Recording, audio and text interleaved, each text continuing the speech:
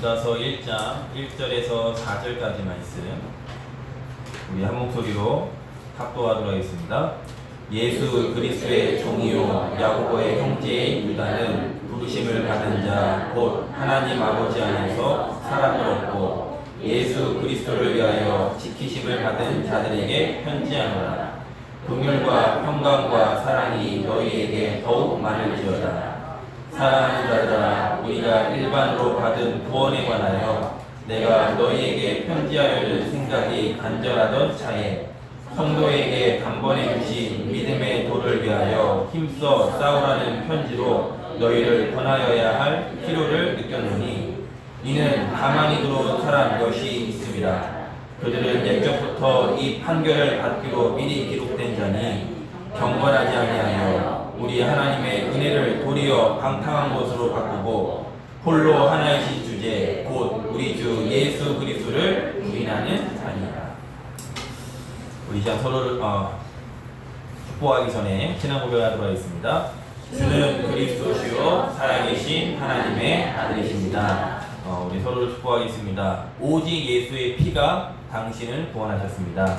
오직 예수의 피가 당신을 구원하셨습니다. 한 번 더 축복하겠습니다. 복음으로 끝냅시다. 복음으로 끝냅시다. 여러분 오늘 시간 이미 끝났지만 또 복음으로 끝내셔야 됩니다. 복음으로 끝내지 아니하면 수없는 갈등들, 수많은 유혹들이 우리를 기다리고 있습니다. 유다라는 이름, 사실 우리는 유다하면 떠올리는 인물이 사실 가룟 유다지. 가룟 유다, 예수님을 반 가룟 유다. 근데 오늘 유다는 그 가룟 유다가 아닙니다. 예수님의 형제입니다. 예수님의 동생입니다. 앞전에 야고보도 예수님의 동생입니다. 이 유다도 마리아와 요셉을 통해 낳은 동생입니다. 예수님의. 우리는 내 앞전에 좀 내 주변에 괜찮은 사람이 생기면 거기에 쪼로로로 달려가세요. 그 줄 서잖아요. 세상은 그러죠. 만약에 내가 아는 사람이 훌륭한 자리에 올라갔다?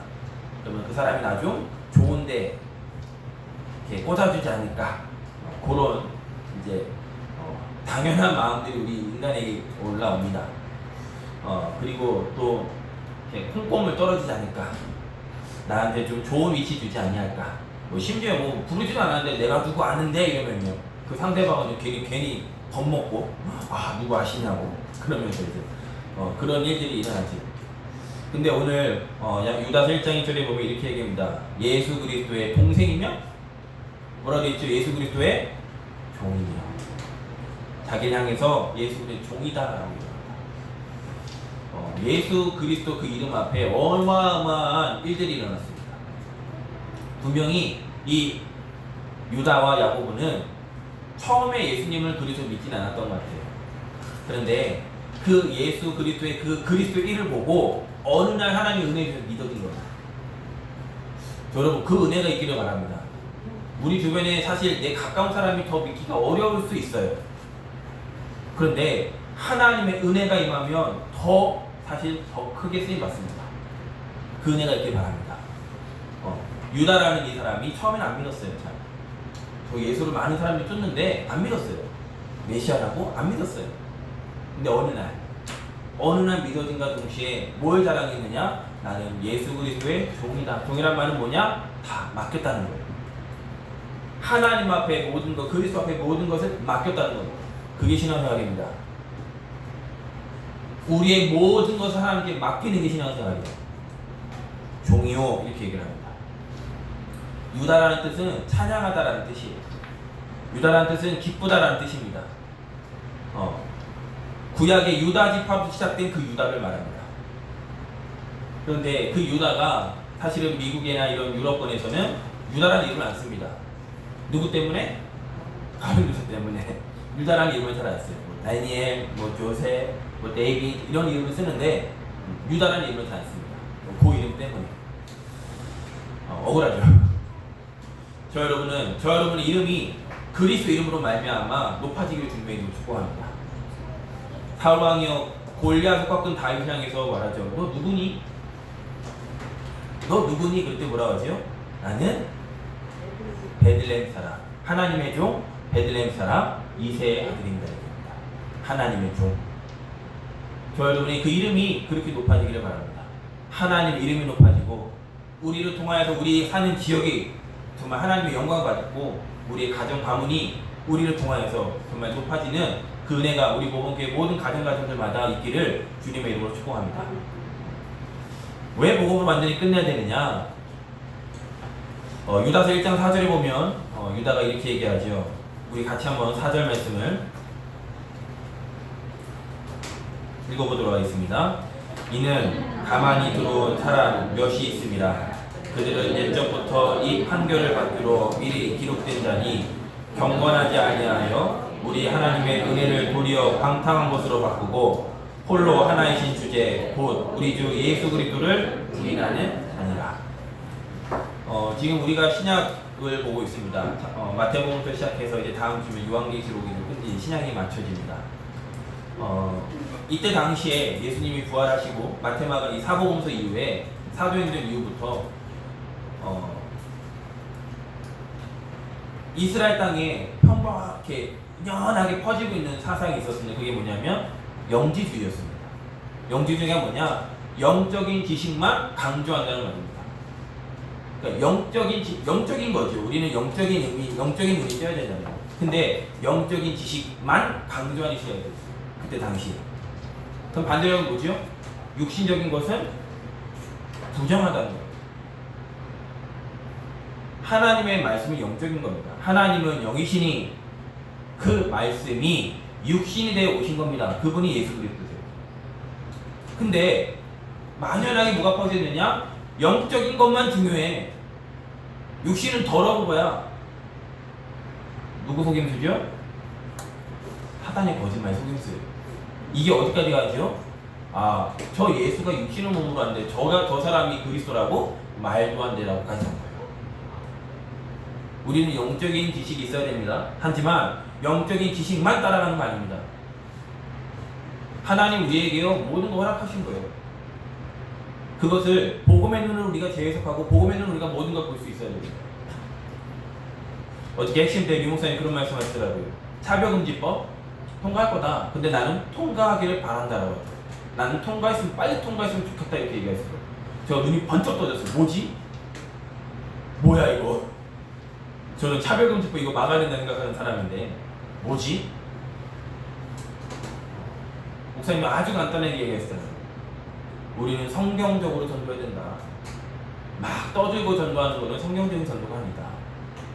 앞으로 뭐 모슬렘 시대 저 공산권에도 복음 들어가야 되고 이런저런 일이 있을 건데 떠들면서 전도 복음도 할 수 있겠냐? 아니다. 그건 못한다.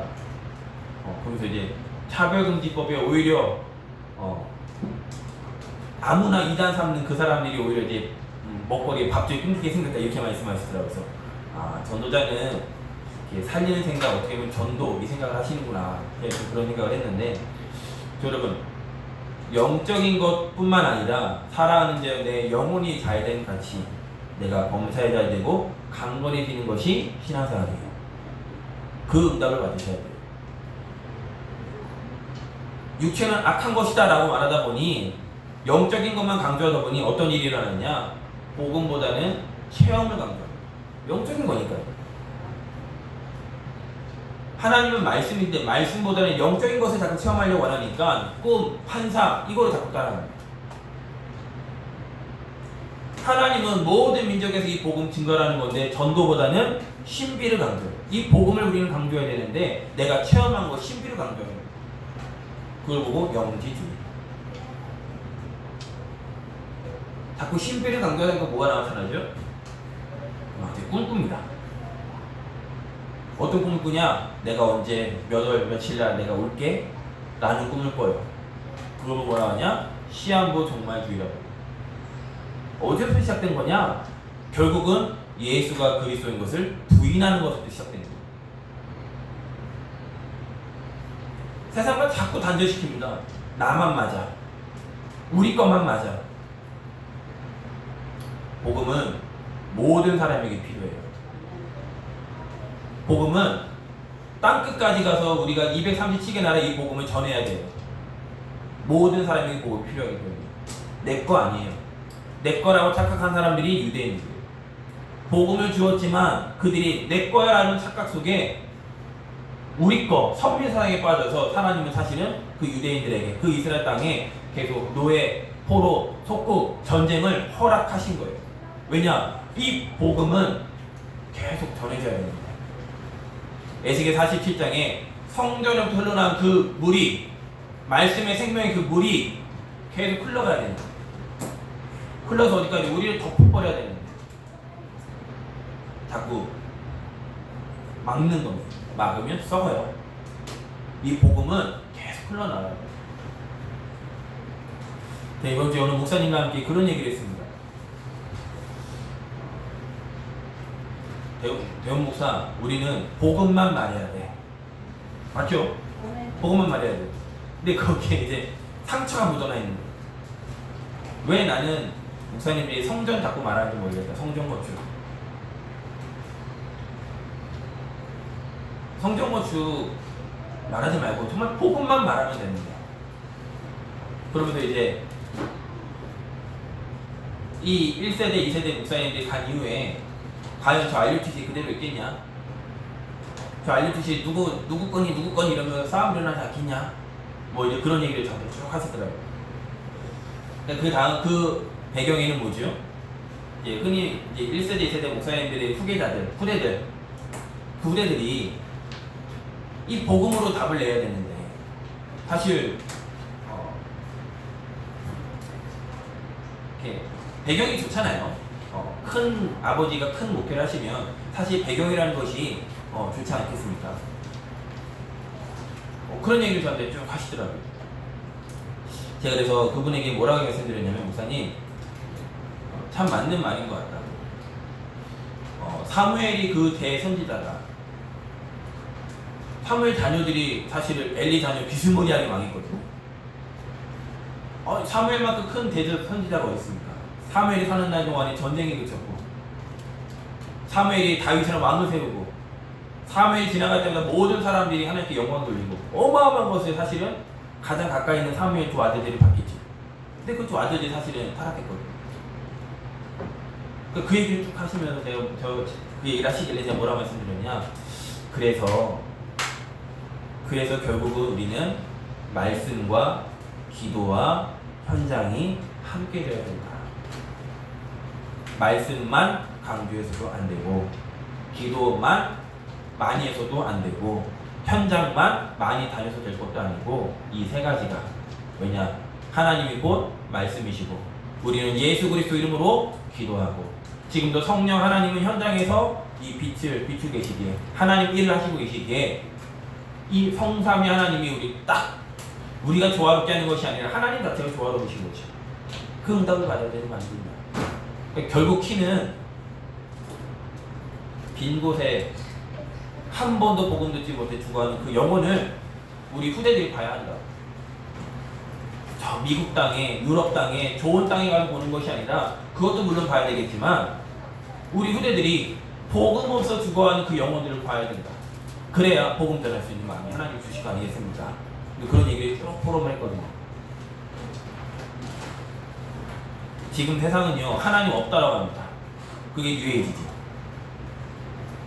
예수 그리스도가 구원자 아니라고 얘기합니다. 그게 뉴에이지입니다. 그러니 뭐라고 하죠? 대체 종교를 우리가 만들겠다는 겁니다. 그게 뉴에이지가 지금 말하는 겁니다. 지금 우리 후대들 마음속에 자꾸 이상한 거 자꾸 들어가고 있습니다. 우리 후대들의 복음 가지고 정치, 경제, 사회, 문화에 들어가야 돼요. 이번 주 금요 예배에도 말씀드렸지만, 지금 세 분의 뭐 부산시장, 서울시장, 뭐 어느 시장, 뭐 도지사 다 성추행이었어요. 근데 이분들이 죄송합니다. 40대, 50대를 이렇게 성추행한 게 아니에요. 20대 아이들을 성추행한 거예요. 다 할아버지들. 제가 생각해봤어요. 야, 우리 수아랑 나라를 되게 못생기게 키워야 되나 보다. 우리 수아나라를 되게 둔하게 키워야 되나 봐. 그렇습니까? 서울시청에 일하는 사람이요, 공부 많이 한 사람이에요. 제가 서울시청 가서 말씀 인도한 적 있거든요. 거기 지나가는데 그 시청 사람들이요, 보통 사람들 아닙니다. 공부 많이 하신 분들이에요. 근데 그 분들이 못생긴 사람 건드렸겠어요? 죄송하지만 이쁜 사람 했겠죠.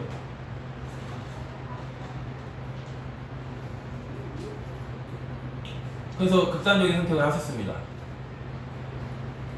우리가 흐름 바꿔야 돼요. 복음 앞에 오면 하나님 다 용서하십니다. 그게 단번이에요. 나쁜 짓 했죠.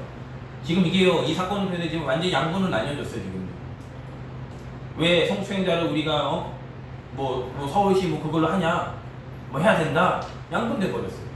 그게 중요한 게 아니에요. 지금 사단을 자꾸 분열시킵니다. 이간질 시키고요, 서로를 막 분리시킵니다. 우리 교회가 이제는 깨어날 때가 됐어요. 죄 지을 수 있습니다. 하지만 하나님 앞에 나오면 하나님은요, 단번에, 그 단번에가 뭐예요?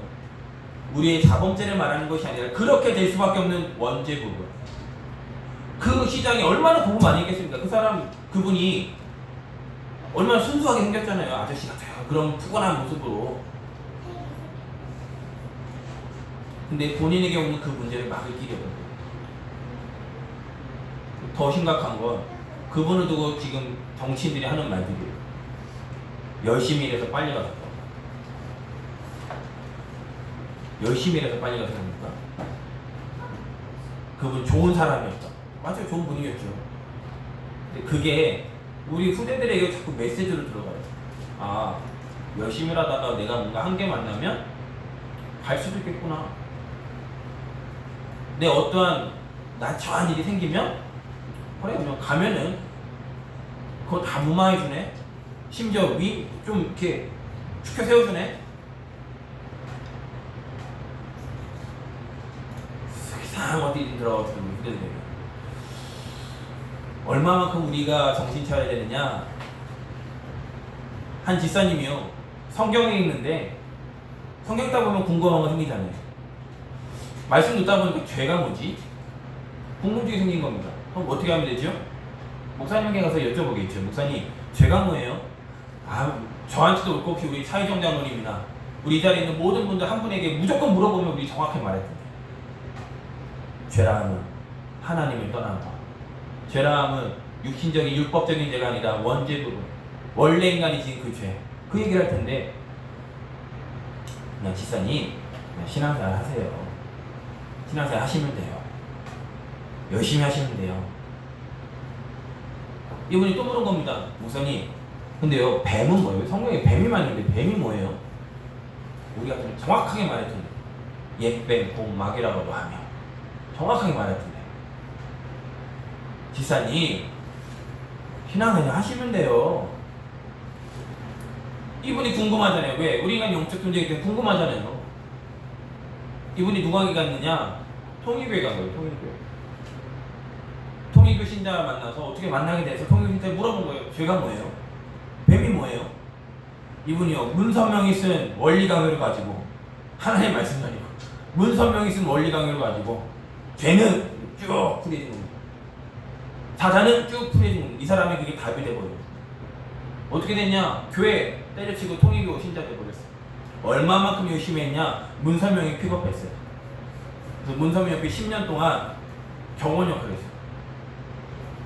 이 사람을 만난 겁니다. 이 사람에게 갈등 온 거예요. 무슨 갈등?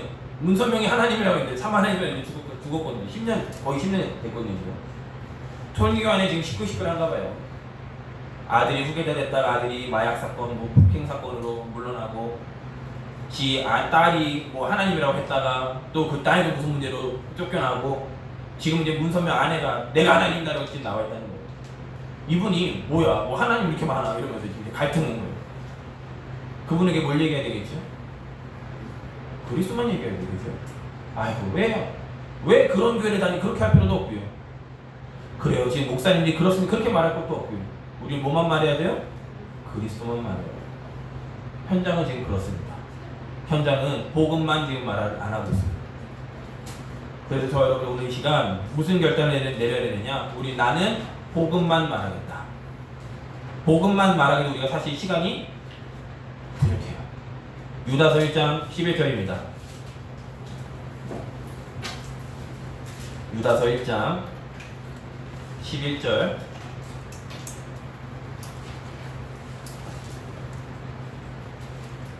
같이 합독하도록 하겠습니다. 화 있을진저 이 사람들이여 가인의 길을 행하였으며 삭슬 위하여 발람의 억울한 길로 몰려갔으며 고래의 폐역을 따라 멸망을 받았도다. 고라의 폐역을 따라 멸망을 받았다. 화 있을진저 다 가인이 누구 아들이죠? 누구의 아들입니까? 네? 아담의 아들입니다. 그 동생이 누구죠? 아벨입니다. 그 가인이 아벨을 죽였습니다. 왜 죽였죠?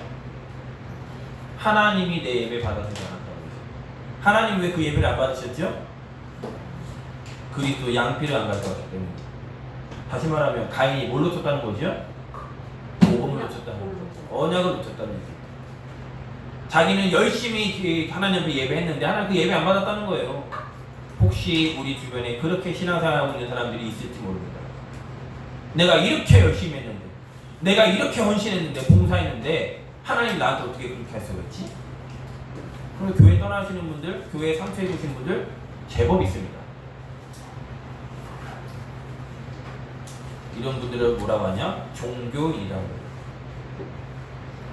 우리 주변에 혹시 가인과 같이 신앙생활을 하는 사람이 종교인이 있다면 우리는 빨리 말해줘야 돼요. 열심히가 아니라 복음 만나야 된다. 복음으로 끝내야 된다. 복음으로 안 끝내니까 자꾸 내 열심을 자꾸 드러내는 겁니다. 또 누가 나옵니까? 발람의 어그러진 길. 발람은 선지자의 제사장이에요. 이 발람이 모압 왕의 명령을 따라 모압 왕이 돈을 줘요. 그리고 나를 위해서 기도해 주라고 합니다. 이방 사람들과 결탁을 맺습니다. 이방 왕에게 복음을 전하라고 한 게 아니라 이방 왕이 돈 주니까요. 나를 위해서 축복해줘라. 축복해주러 가는 길에 낙이 타고 가는데 뭐가 나타나죠? 나귀가 자꾸 벽에 부딪히고 안 가는 겁니다. 막 때립니다. 가자고. 돈 받았으니까 해야 될 거 아닙니까? 안 가요. 갑자기 나귀가 말하죠. 말을 해버려요. 나귀가. 선지자 제사장은 앞에 나귀가 왜 안 갔죠? 앞에 죽음의 사자가 딱 칼을 두고 서 있으니까 못 가는 거예요. 나귀도 봤는데 동물도 봤는데 누구 못 봤어요? 지금으로 하면 목사들이 신자들이 못 본 거예요. 지금 무슨 문제입니까 도대체? 한 나라의 대통령이 자살하고 시장이 자살하고 연예인이 자살하고 수많은 권력가들이 자살하고 기업가들이 자살하고 이 자리에 이경수 지사님 계시지만 물어보시라니까요. 본인이 정말 복음 만나기 힘들었을 때 제가 이번 주 깜짝 놀랐어요. 얼마나 힘들었든지 사람이 힘들면 찾게 돼 있다니까요. 뭔가 너무 괴로운데 찾게 돼 있어요. 자기 나름대로 찾은 거예요. 카페에 들어가서. 카페에 들어갔더니 사람들이 얘기해 주는 거예요. 나는 이러이러한 병명을 갖고 이렇게 힘들어요. 몰랐는데 자신은 그게 그 병명인지 몰랐는데 아 내가 이 병명 갖고 있는 사람이구나. 근데 그 카페가 몇 명이냐? 10,000명. 우울증, 조울증, 정신분열증 수많은 그땐 말로 상생의 3자 문제를 가진 사람들이 10,000명 10,000명이 카페 안에 딱 모여있는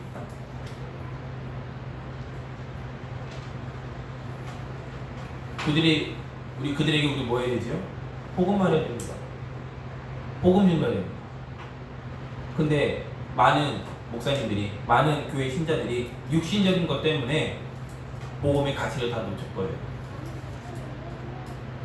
심지어 고라의 폐역의 길, 고라가 뭐 있죠? 모세를 반역했습니다. 전도자를 반역한 거예요. 심지어 그 고라의 반역을 통해서 이스라엘 민족에게 근심이 들어가요. 하나님은요, 제일 신앙생활 잘하는 게 하나님께 맡기는 겁니다. 실수할 수 있죠? 그죠? 하나님께 맡기는 겁니다. 안 하면 하나님이 손보세요. 가장 쉬운 길입니다. 고라가요, 모세에게 반역하고 이스라엘 민족에게 불신앙을 신겨놓으니까 하나님의 손을 보세요. 지진 나게 해서 돌아가셨습니다. 오늘 이 시간 서론이 많이 길었습니다. 복음으로 끝내셔야 됩니다. 복음은 완전합니다. 복음 안에 들어간 모든 건 단번에 끝납니다. 그 말씀 오늘 주보에 제가 일부러 다 실어놨습니다. 본론입니다. 첫 번째로 단번에 하나님께서 예수 그리스도 통하여서 우리의 모든 문제를 끝내셨다는 겁니다. 우리 주보에 로마서 6장 10절 기록해놨으니까 같이 로마서 6장 10절 말씀 같이 읽어보도록 하겠습니다. 그가 죽으심은 죄에 대하여 단번에 죽으심이요 그가 살아계심은 하나님께 대하여 살아계심이니. 우리 인간은 어떠한 것으로도 우리의 원죄 문제를 해결할 수 없어요. 근데 예수 그리스도께 죽으심으로 말미암아 단번에요. 두 번 죽으실 필요가 없어요. 단번에 우리의 모든 문제를 끝내셨습니다. 베드로전서 3장 18절입니다. 같이 읽겠습니다. 그리스도께서도 단번에 죄를 위하여 죽으사 의인으로서 불의한 자를 대신하셨으니 이는 우리를 하나님 앞으로 인도하려 하심이라. 육체로는 죽임을 당하시고 영으로는 살리심을 받으셨으니. 그리스도께서 단번에 우리의 죄를 위하여 죽으시고 우리를 의인 삼으셨습니다. 그 피값으로 말미암아 단번에. 하지만 이 단번에 그 죽으심은 영원합니다. 절대적인 겁니다. 여기에 더 붙일 것도 없고 뺄 것도 없습니다. 예수 그리스도를 믿는 그 순간, 예수 그리스도 내 마음에 영접하는 그 순간 단번에 우리는 죄사함 받습니다. 죄사함 받았다는 것은 사단의 손에서 빠져나왔다는 겁니다. 죄사함 받았다는 것은 옛날에는 마귀 다녔는데 이제는 하나님 다녔다는 겁니다. 아마 이 자리에 비타민 드시는 분 많이 계실 겁니다. 약 같은 거 보충제라고 합니까? 그런 비타민들. 그 비타민을 드시면 그 비타민이 쭉 오래 가나요? 일시적입니다, 그죠? 비타민이 일시적이어서 이제 하루에 하나씩 계속 먹어야 돼요. 하루에 하나씩. 한 번 먹으면 이게 쭉 우리가 죽을 때까지 그 비타민이 계속 공급되는 게 아니라 한 번 먹으면 그 잠깐 일시적으로 그 비타민이 우리 몸에 흡수되고 내일 또 먹어야 돼요, 그죠? 일시적인 겁니다. 하지만 복음은 일시적인 게 아니라는 거예요, 지금. 우리 히브리서 말씀 보겠습니다. 오늘 이 말씀을 찾아보겠습니다. 히브리서 10장입니다. 신약성경 363쪽입니다. 신약성경 363쪽에 있는 히브리서 10장.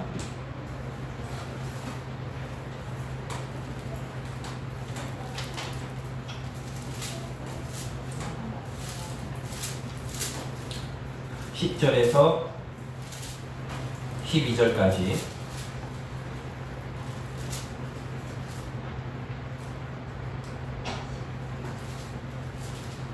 11절 12절만 먼저 읽어보도록 하겠습니다. 10장 11절 12절 우리 두 절을 같이 합독하도록 하겠습니다.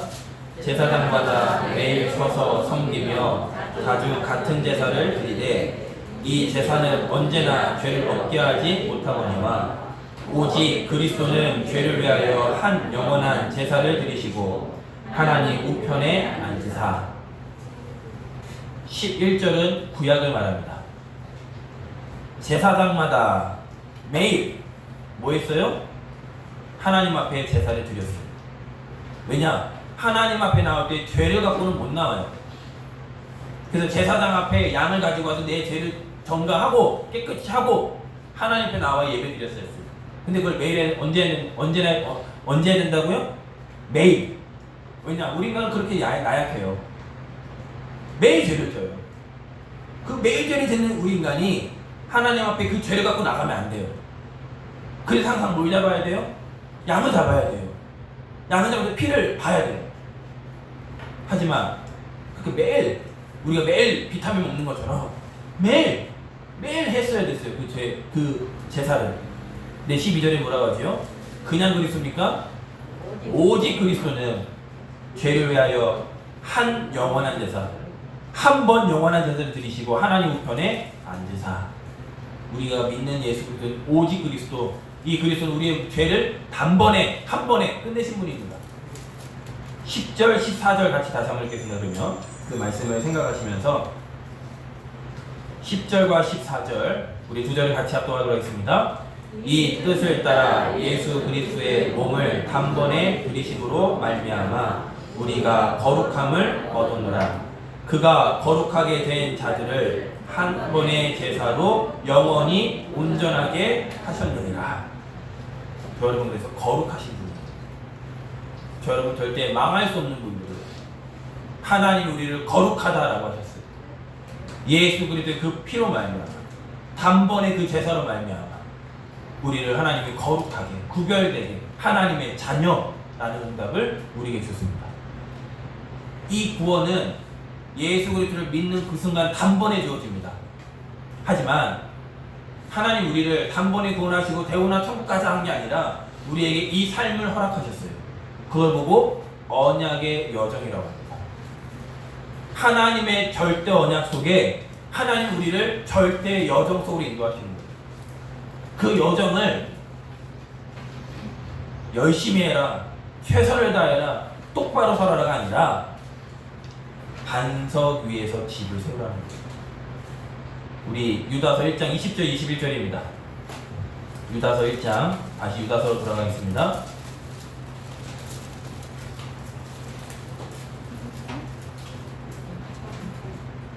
유다서 1장 20절 21절 우리 두 절을 같이 합독하도록 하겠습니다.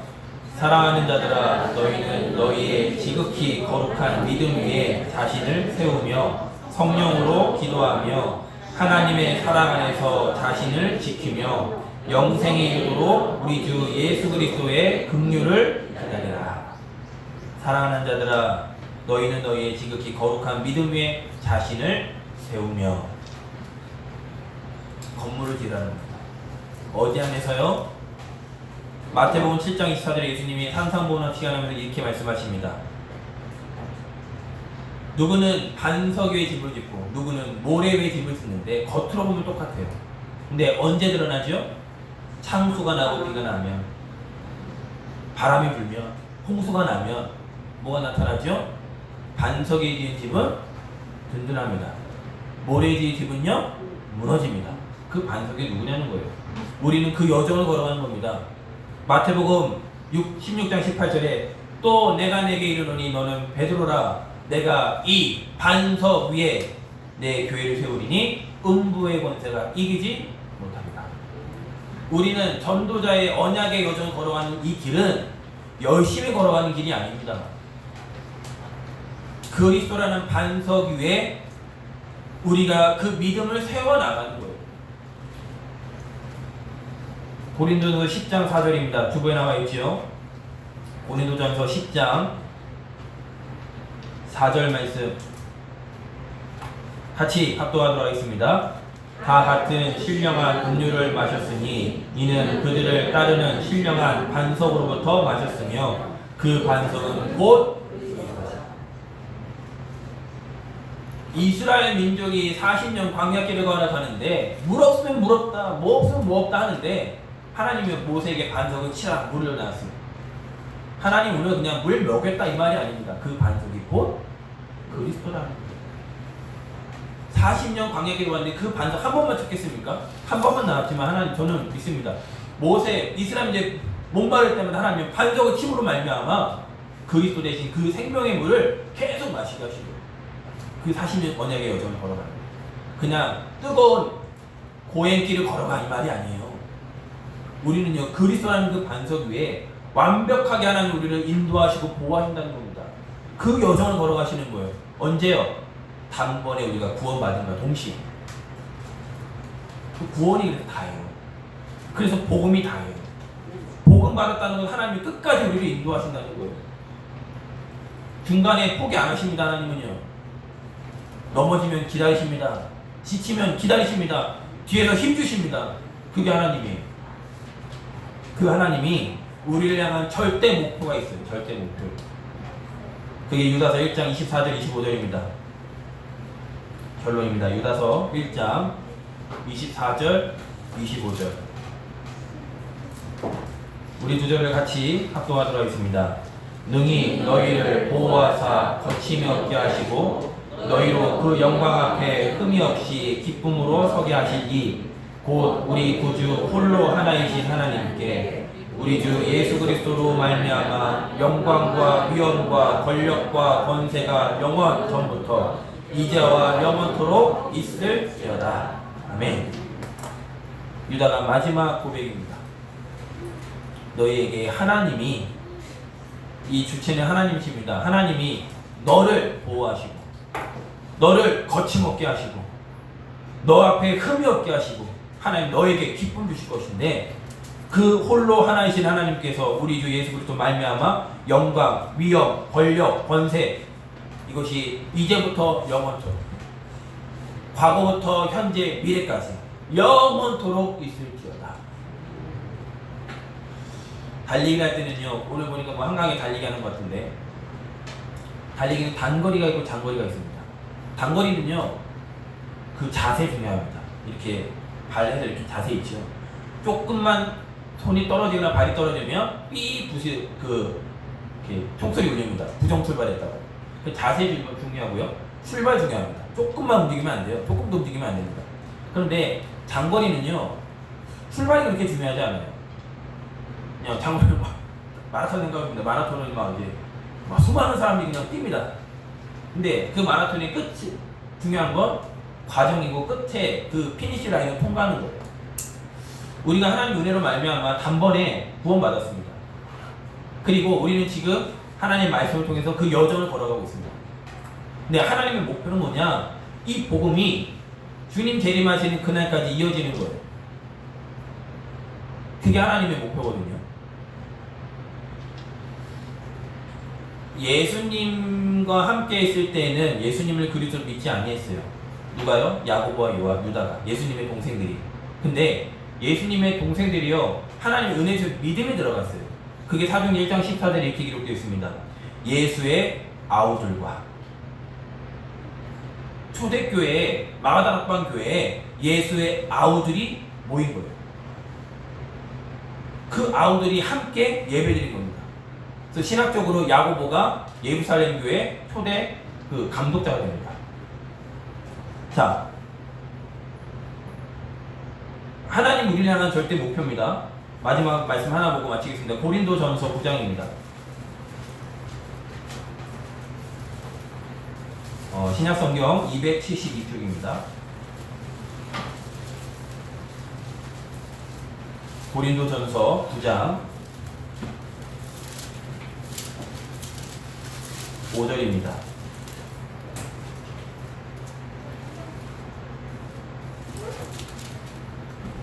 신약성경 272쪽에 있는 고린도전서 9장 5절 말씀 같이 합동하도록 하겠습니다. 우리가 다른 사도들과 주의 형제들과 게바와 같이 믿음의 자매된 아내를 데리고 다닐 권리가 없겠느냐? 여기 우리가 주목해야 될 말씀은 주의 형제들과. 더 주목할 건 뭐냐면 믿음의 자매된 누구? 아내를 데리고. 유다가 혼자만 신앙생활을 마친 게 아니라 믿음의 아내를 함께 만나서 뭐 했느냐? 이 복음운동 흐름 속에 쓰임받았다는 거예요. 우리가 붙잡아야 될 기도 제목은 뭐죠? 하나님, 이 복음이 우리 자녀에게, 내 남편에게 단번에 임하게 하시고 단번에 구원받는 걸로 끝나는 것이 아니라 나와 함께 팀을 이루어서 전도 여정 속에, 선교 여정 속에 함께하여 주옵소서. 여러분, 그 기도 회복하셔야 돼요. 나 혼자 신앙생활 하는 거 아닙니다. 물론 하나님 앞에 우리는 1대1로 신앙생활 하지만 하나님 우리를 언약의 여정을 허락하신 이유는, 절대 여정을 허락하신 이유는 우리를 통해서 구원받을 자가 있다는 거예요. 가장 가까이 있는 거는 내 가족, 내 자녀들입니다. 사실 유다처럼 늦게 예수를 그리스도로 믿고 나는 예수 그리스도의 종으로 늦게 깨달을 수 있습니다. 은혜를 입을 수는 있습니다. 하지만 분명한 건 하나님 은혜가 단번에 임하는 그 순간 그 사람은 하나님 앞에 끝까지 쓰임받게 되어 있습니다. 유다는 어떻게 끝까지 쓰임받았죠? 자기 자녀와 함께. 아내만 있겠어요? 그 자녀들과 함께 전도와 선교 여정 속에 함께 인도받습니다. 우리 모범교회 모든 가정들마다 이 은혜와 축복이 있기를 주님의 이름으로 축복합니다. 그래서 우리가 기도할 거 하나님 단번에 그 은혜가 있게 하여 주옵소서. 기다리세요. 우리 후대를 놓고 기다리시기 바랍니다. 우리가 하지 말 거는 낙심만 안 하시면 돼요. 포기만 안 하시면 돼요. 기다리시면 돼요. 혹시 이 자리에 부모님은 아직 신앙생활하고 있는 랩런트들도 있죠. 기다리세요. 우리 아빠는 안 돼, 우리 엄마는 안 돼. 그런 포기만, 불신함만 안 하시면 돼요. 하나님이 단번에 은혜 주신 그 시간표가 분명히 올 겁니다. 그때 우리가 더 기도할 건 하나님 함께 팀을 이루어서 지금도 그 그림을 그리세요. 전도와 선교에, 지역 복음화에, 민족 복음화에, 세계 복음화에 쓰임받는 가정을 하나님 나의 우리 가정을 축복해 주자라는 믿음의 단을 지금부터 쌓으시기 바랍니다. 그래서 하나님 앞에 영광 돌리는 우리 모범교회 모든 가정 가문 되시기를 주 예수 그리스도 이름으로 축복하겠습니다. 기도하겠습니다. 하나님 감사합니다. 우리에게 그리스도를 통하여서 단번에 우리를 죄사함하셨고 그리스도 이름으로 하나님 앞에 기도하며 하나님의 자녀된 권세와 축복을 누릴 수 있는 귀한 은혜 주심을 감사를 드립니다. 이 은혜를, 이 축복을 이번 한 주간도 내가 있는 그 현장에서 누리게 하시고 특별히 혹시나 복음 듣지 못한 하나님 불신자들이 있다면 그들에게 이 은혜의 복음을 전달하는 증인의 한 주간 되게 하여 주옵소서. 감사드리며 살아계신 예수 그리스도 이름으로 기도드렸습니다. 아멘.